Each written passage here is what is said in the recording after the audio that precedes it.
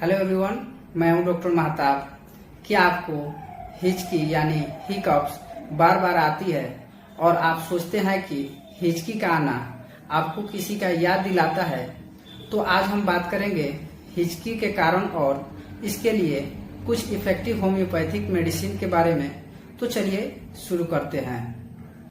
दोस्तों, हिचकी डायफ्राम के अचानक सिकुड़ने से होता है।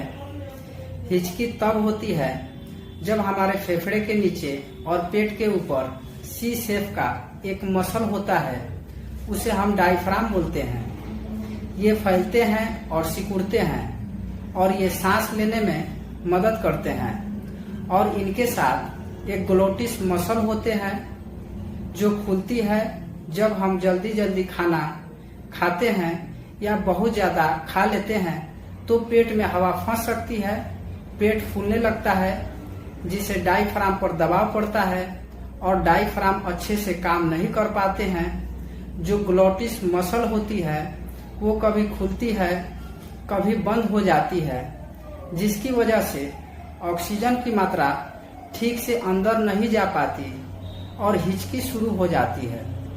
दोस्तों, हिचकी के लिए कुछ इफेक्टिव होम्योपैथिक मेडिसिन है जो लक्षणों के आधार पर दी जाती है।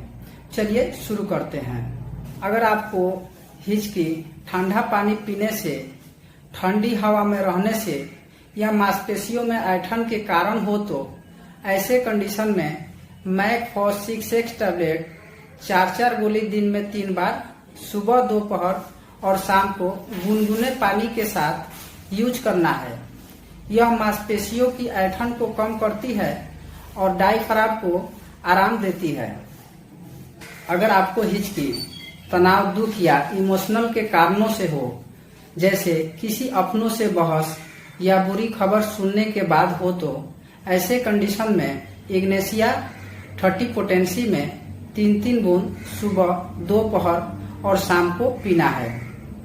अगर हिचकी खाना खाने के बाद, शराब पीने के बाद या अधिक मसालेदार खाना खाने या इंडाइजेशन के कारण हो तो ऐसे कंडीशन में नॉक्स वोमिका 30 पोटेंसी में यूज कर सकते हैं। मेडिसिन लेने के पहले किसी भी होम्योपैथिक डॉक्टर से आप कंसल्ट करें, उसके बाद ही आप मेडिसिन लीजिए। Thank you.